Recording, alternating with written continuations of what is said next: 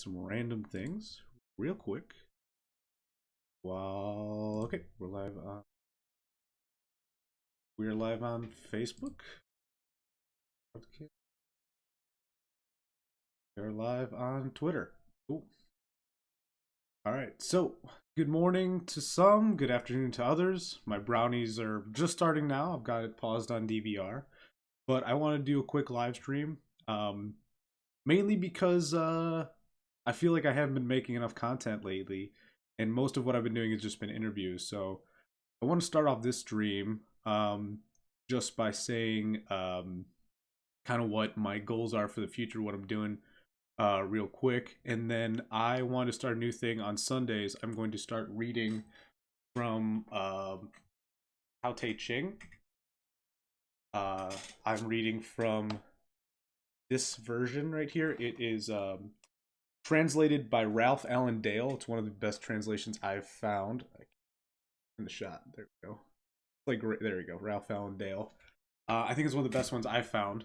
I was raised Catholic. Sunday I find to be a holy day for most people.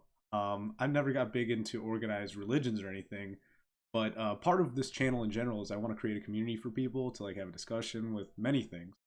And religion's one of those things you're supposed to not talk about, but I'm like, that's some bullshit. We should be able to talk about whatever the hell we want. And I mean, I think the biggest religion I don't even want to say religion. Religious philosophy I've gained the most from in my life to this point has been Taoism, and Tao Te Ching being the book to list everything. But I found that I've had this discussion with a lot of people. I've told them that I got a lot out of it, but I've never really shared it openly and had a chance to explain it. I think it's kind of like this BS term. Like I wear a yin yang pendant all the time. I tell people that Taoism had an effect on me, but I think I'm just going to start reading verses every Sunday, more in an attempt to create a pattern for myself, almost to be church-like, something to look forward to every Sunday. Not only that, I think it'll help my reading, because when you say something aloud, it's different than just reading a book. So, well, in that being said, I plan on doing some other things aside from just interviews. The main thing is right now this is still my parents' basement. This is just where I have my computer set up. I don't live here anymore. But luckily, I just started a new job that pays well, and I will be looking to have my own place again. I have my computer set up there, be a little more comfortable. I'm gonna have my dual screen set up. I'll have a better desk and everything. Because right now, this is not an ideal setup. I'm glad I've done the interviews I've done, but this isn't the setup I'm comfortable with at all for any long term. I can't see comments or anything because I only have the one screen in front of me. I have a second screen, and just the desk I have is too small. It's just not the best setup. So in the future, I plan on still doing interviews. I really enjoy that. I think that's kind of my bread and butter for right now. But more for me, and more to just be creating more consistent content. I'm gonna start doing streams of the Tao Te Ching. I'm just gonna keep reading it over and over again. There's I believe 80 some verses to it. Let's see. 80. There's 80 verses. Today I only plan on reading the first 16, and they're really just poems more than anything. They're less than a page long a piece. So it's not going to be very long, but that's my plan. The other thing I plan on doing is I have a couple video games I plan on streaming. That's not as much nailed down. But the thing I found is a lot of, especially like Sargon of Akkad is one in particular. There's a lot of political, like live streamers, political or what have you, whatever it is. It's like whatever it is I'm doing, I'm like taking it too seriously. So I want to make sure that I'm doing some live streams, creating some content where it's a little like lighter. Go figure, I'm going for religion. That's not much lighter, but I'm just trying to create other avenues of conversation aside from like just interviewing someone or strictly talking politics or current events. So, I think I got out everything I wanted to get out. That's kind of what I'm looking forward to. Probably January or February will be another kind of gear shift for me because the simulcasting was kind of a big shift for me, being able to go live on Twitter like I am now. Because before that, to anyone who wasn't following my videos on Twitter, I was only streaming directly to YouTube, and I wasn't getting much traffic off that. So now that I'm simulcasting to Twitter, YouTube, and my Facebook page, the Facebook page is kind of meh. It's just another platform I'm streaming to. But now that I'm doing that, I'm getting a lot more views. The goal being just to create a conversation. So make sure if you're watching this video, like, subscribe, comment, any combination.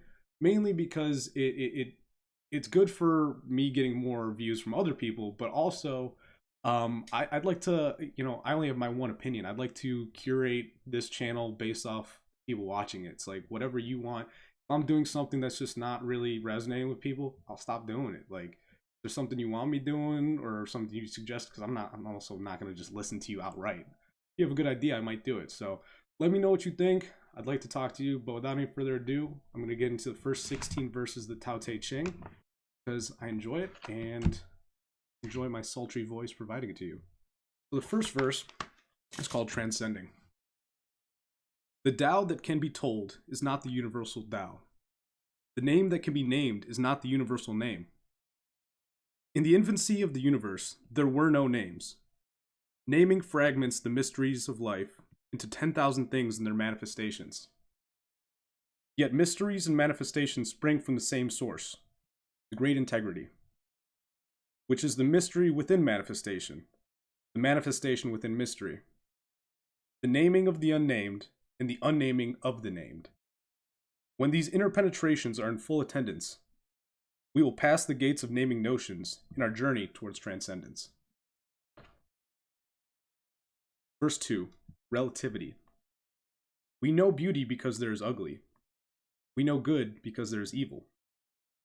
Being and not being, having and not having, create each other. Difficult and easy, long and short, high and low, define each other, just as before and after follow each other.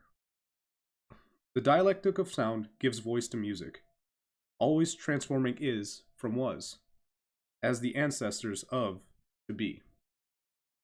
The wise teach without telling, allow without commanding, have without possessing, and care without claiming. In this way, we harvest eternal importance because we never announce it. Verse 3. Tempering. Overpraising the gifted leads to contentiousness. Overvaluing the precious invites stealing. Craving the desirable loses contentment. The natural desires... Sorry, someone's calling me. Where was I? Craving the desirable loses contentment. The natural person desires without craving and acts without excess. By not doing so, everything is done. Verse 4. The great integrity. The great integrity is an endless abyss, yet it is inexhaustibly fertile source of the universe. It blunts all sharpness, unties the untangled, and merges with the dust. Hidden but ever present, this parent of the gods, whose child may it be? Now some of this stuff is kind of deep and hokey, but if you can find some meaning into it, I think it's purposely vague. I just kind of wanted to make a quick disclaimer because I'm 4 in now. The biggest thing is the first verse to me is very humble. It says that pretty much anything that you can put in words is already like a manifestation of man. Like the fact that we're using language is already limiting the fact that we're trying to express what God, what existence is. It's like we're just inflections of the voice, but I could go on for that for hours. So, verse 5, yin and yang. Yin and yang aren't sentimental. They exist without moralizing. They act regardless of our wishes within the ebb and flow of every pregnant moment. The space between yin and yang is like a bellows, empty yet infinitely full. The more it yields, the more it fills. Countless words count less than the silent balance between yin and yang. Verse 6. Life spirit. The spirit of life never dies. It is the infinite gateway to mysteries within mysteries. It is the seed of yin and the spark of yang. Always elusive, endlessly available. Verse 7. Modesty. The great integrity, having had no birth, expresses its immortality without pronouncements. The wise are heard through their silence, always self-full through selflessness. Damn. Like every time I read it, I don't know, I get something out of it. That's why I enjoy doing this. I'm gonna read this over and over again for a while, and I'll be glad to share this. So let me know if you like this, because if it does get boring, maybe I'll just do it to myself and I won't stream it again. But I plan on doing this again. Verse 8: the highest good. The highest good is like water, nourishing life effortlessly, flowing without prejudice to the lowliest of places. It springs from all who nourish their community with a benevolent heart as deep as an abyss, who are incapable of lies and injustices, who are rooted in the earth, and whose natural rhythms of action play midwife to the highest good each pregnant moment. Pregnant moment, that's one I've never like heard someone refer to a pregnant moment, but I get what it means, like the potential of a moment. Verse 9, overfulfillment. Keep filling your bowl and it will spill over. Keep sharpening your knife and it will blunt. Keep hoarding gold in your house and you will be robbed. Keep seeking approval and you will be chained. The great integrity leads to actualization, but never overfulfillment. Verse 10, limitations. When embracing the unity of mind, body, emotions, and spiritual being, can we transcend our fragmentations without leaving a trace? When Qigong sculpts sinew suppleness, can our flesh become soft as a newborn babe? Can we cleanse the inner vision, leaving mind in spiritual purity? Can our affairs of the heart and our affairs of the state be so unconditional that we grant unqualified permissibility? Can the gate to yin be opened without inviting yang? Can our reasoning mind be purged of coercion, allowing our heart its unfettered joy? Can we act like every other species, seeking no reward, taking no pride, guiding without enslaving? Such is our vision of the great integrity, on whose path we have at last planted both feet, ready to move, step by step, until we arrive at the great unfettered gate. Mortality. Verse 11, the importance of what is not. We join 30 spokes to the hub of a wheel, yet it's the center hole that drives the chariot. We shape clay to birth a vessel, yet it's the hollow within that makes it useful. We chisel doors and windows to construct a room, yet it's the inner space that makes it livable. Thus, do we create what is to use what is not? That's an interesting way to phrase it. That's some Yoda words there, but I get the point. Almost there. Verse 12. Choices. Colors make us blind. Music can make us deaf. Flavors can destroy our taste. Possessions can close our options. Racing can drive us mad, and its rewards obstruct our peace. Thus, the wise fill the inner gut rather than the eyes, always sacrificing the superficial for the essential. Verse 13. Identity. Accolades can usher in great trouble for your body. Censure can herald misery. Why can favor and disfavor both be harmful? Because both accolades and censure, when filtered through self as ego, always place us in jeopardy. But when the universe becomes yourself, when you love the world as yourself, all reality becomes your haven, reinventing you as your own heaven. Only then will you transcend tense to fully be here now.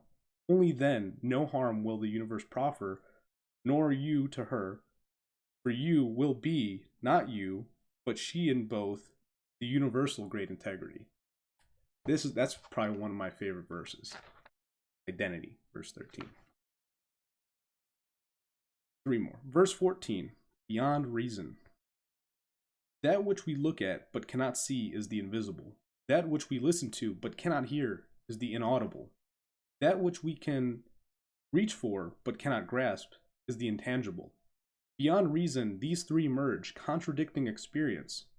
The rising tide isn't bright, the setting side isn't dark. Senseless, unnameable, they return to the realms of nothingness. Form without form, image without image. indefinable, ineluctable, elusive. Confronting them, you see no beginning.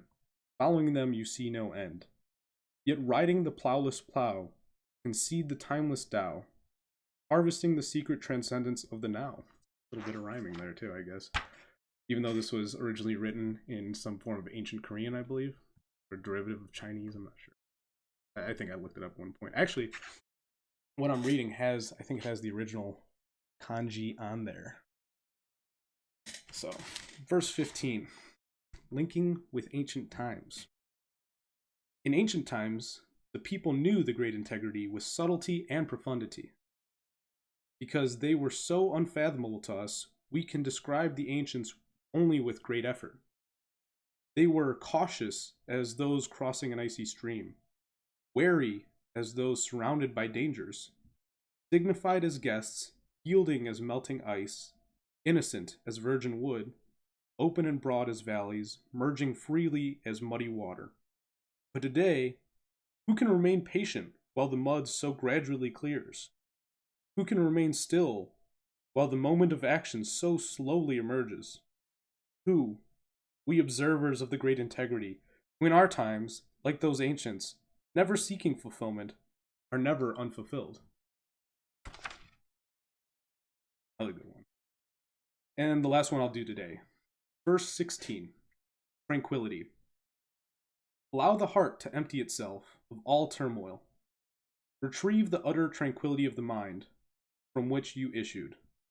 Although all forms are dynamic, and we all grow and transform, each of us is compelled to return to our root. Our root is quietude. To fully return to our root is to be enlightened. Never to experience tranquility is to act blindly, a sure path to disaster. To know tranquility is to embrace all. To embrace all is to be just. Justice is the foundation for wholeness. Wholeness is the great integrity. The great integrity is the infinite fulfilling itself.